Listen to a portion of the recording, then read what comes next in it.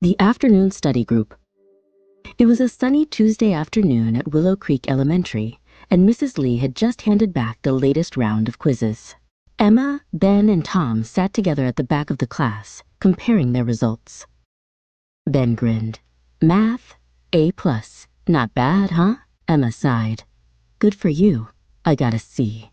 But at least my writing grade is an A. Tom shrugged. Well, my science grade is fine, but my math? Let's just say I might need a miracle. Mrs. Lee noticed the three friends talking and walked over with a smile. You know, she said, each of you is strong in a different subject. Why don't you form a study group? Help each other get better. The idea sounded fun, so they agreed to meet at Emma's house that Friday after school. When Friday came, Emma's mom greeted them with a plate of cookies and some juice. They spread out their books and notebooks on the living room table, but within 10 minutes, things weren't going well. Ben was solving math problems quietly without explaining. Emma was busy drafting a story for her writing homework. Tom was flipping through his science encyclopedia, pointing at pictures of beetles. Emma finally looked up and said, Guys, this isn't a group study. We're just sitting together, doing our own stuff. Ben laughed. True, so what do you suggest? Emma thought for a moment. What if we each become the teacher for one subject? You know, take turns teaching. Ben went first. For math, he brought a bag of small candies. Okay, if Emma has 10 candies and gives Tom 3, how many does she have left? Tom popped one in his mouth before answering. 7! They laughed, but it worked. Math suddenly felt like a game. Next, Emma took over for writing. She gave each of them a notebook and started a story relay. Ben would write the first sentence, Tom the second, and she would continue, building a funny story about a talking dog who wanted to be a chef. By the end, they were all laughing so hard they almost forgot it was homework. Finally, it was Tom's turn. For science, we're going outside, he announced. In Emma's backyard, he showed them how to look at leaves and identify different types of plants. He even brought a magnifying glass so they could see the tiny veins in the leaves. Ben was surprised. I never knew leaves had so many details. They kept meeting every Friday. One week, Ben made a math quiz for everyone. Another week, Emma challenged them to write the most creative ending for a short story. Tom once set up a mini volcano experiment using baking soda and vinegar, which ended in a lot of giggling and a slightly messy table. After a month, they noticed changes. Emma's math grade jumped to a B+. Ben's writing improved. Mrs. Lee even read one of his essays aloud to the class. Tom's math grade rose steadily, and he felt more confident speaking up during lessons.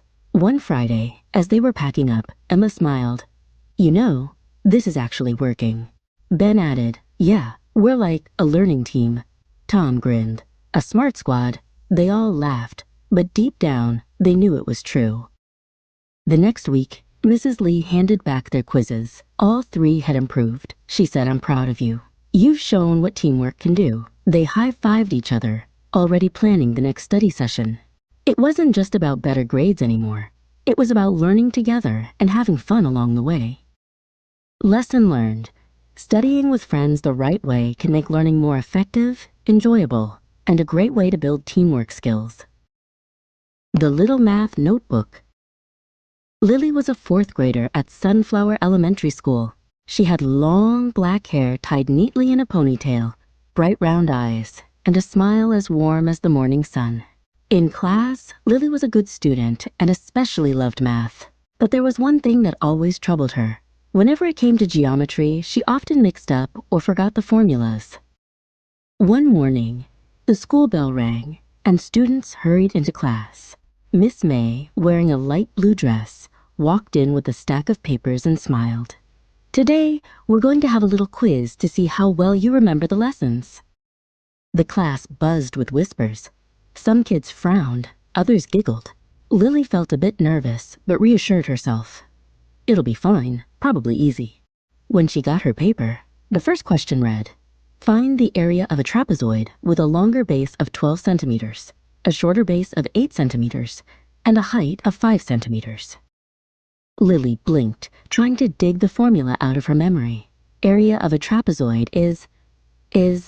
Oh no, why can't I remember? She bent over her desk, her heart racing. It took her nearly 10 minutes to recall. Base 1 plus base 2 times height divided by 2. But time had slipped away, and she had to rush through the rest of the quiz. When she got her paper back, she scored a 7 out of 10. Not bad, but Lily knew she could have done better. That night, Lily sat at her desk staring at her pile of books and thought, if I keep forgetting like this, I'll be in big trouble during the finals.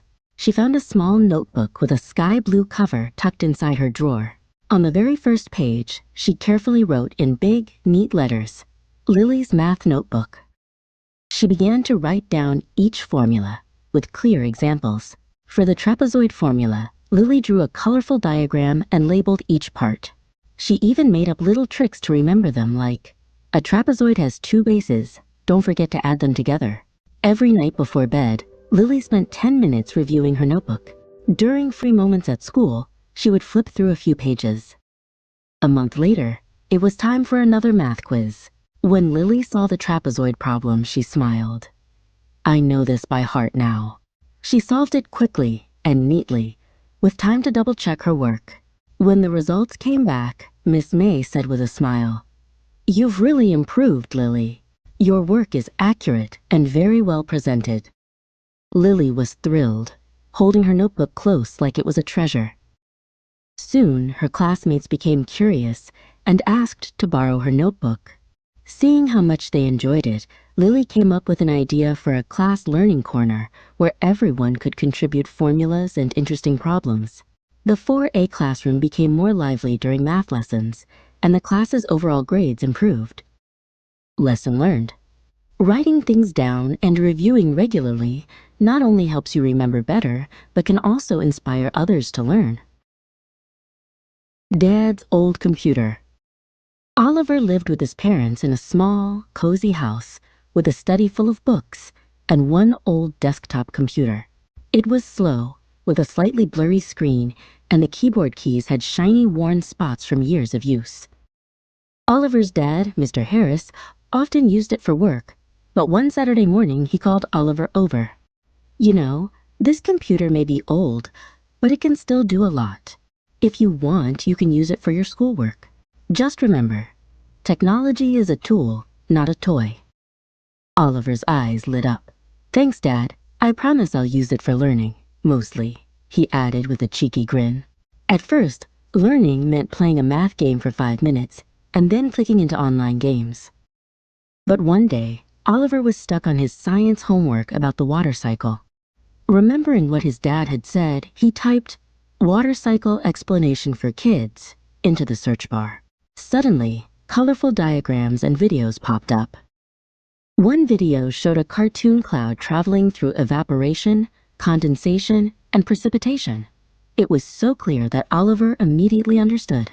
From that day, Oliver started using the computer to look up topics he didn't understand. In history, he searched for pictures of ancient castles. In English, he found tips for writing better stories. For his upcoming science presentation on the solar system, he spent hours collecting high-resolution images of planets, adding short animations and sound effects. On presentation day, Oliver stood in front of the class. As he clicked through slides, a rocket launch sound played and the planets glided onto the screen. His classmates gasped. Whoa, that's amazing! Miss Carter, his teacher, smiled proudly. Oliver, this is excellent work. You've made the topic exciting and clear for everyone. At home that evening, Oliver told his dad, You were right. The computer is more than just for games. It's like a library and a workshop in one. Mr. Harris patted his shoulder. Exactly. It's not the newest or fastest, but in the right hands, it can do great things. From then on, Oliver still played games sometimes, but he spent most of his screen time exploring, learning, and creating. He had discovered that the real fun came from making something of his own. Lesson learned. Technology becomes powerful when you use it to learn, create, and explore, not just to pass the time. The letter to the teacher. Sophie was a quiet fourth grader at Brookfield Elementary. She loved reading stories, but when it came to writing her own, there was always a problem: spelling. Every time she handed in her work, the paper came back covered in little red marks. Words like beautiful, because, and interesting always seemed to trick her. Whenever Miss Brown announced, "Please pass your work forward," Sophie's stomach would knot. She imagined all the mistakes she had made. When she saw her grade, she would slip the paper quickly into her desk so no one else could see. One Monday morning, Miss Brown stood in front of the class and said, "This week, we're going to do something special. I want each of you to write me a letter. You can tell me your dreams, ideas for the class, or anything you'd like me to know." Most of the kids grinned and began whispering ideas to each other. Sophie, however, just stared at the blank page. She thought about writing something safe, like, "I like art class," but her heart kept tugging her toward her biggest problem. Finally, she wrote, "Dear Miss Brown, I really like writing stories, but I often make a lot of spelling mistakes. I want to write better, but I don't know how. Can you help me?" She signed her name, folded the paper, and slipped it into the box on Miss Brown's desk. The next day after class, Miss Brown called, "Sophie, could you stay for a moment?" Sophie's heart skipped. Had she done something wrong? But Miss Brown smiled and held up the letter. "I'm glad you wrote this to me. You were brave to ask for help, and I'd love to help you. How about this? Every day after class, you and I will spend 10 minutes learning 5 new words. Deal?" Sophie nodded, a little shy but excited. From then on, they met at Miss Brown's desk after school. Miss Brown would write the words on the board, say them slowly, and then share fun tricks to remember them. For example, for the word because, she taught Sophie the rhyme, "Big elephants can always understand small elephants." At home, Sophie created a word wall on the side of her desk. She used colorful sticky notes for each new word, and every night before bed, she read them out loud. She even started looking for these words in books, circling them when she found them. 2 months later, Sophie submitted a story called "The Mystery of the Missing Cat." When Miss Brown returned it, Sophie's eyes widened. There wasn't a single red mark. Miss Brown said warmly, "Look at this, Sophie. Perfect spelling. I'm so proud of you." Sophie felt a warm glow in her chest. She realized that asking for help hadn't made her weak. It had made her stronger. Lesson learned. Being brave enough to speak up about your struggles is the first step toward getting better. The Story of the Alarm Clock. Jack was a lively fourth grader at Maple Grove Elementary, always full of energy, except in the mornings. Every day, his mom would knock on his door and call, "Jack, time to get up. You're going to be late." But Jack would groan, pull the blanket over his head, and hope the world would wait for him.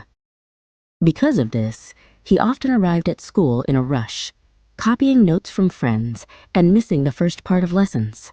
One day, after a rushed morning, he got his math quiz back, a 5 out of 10.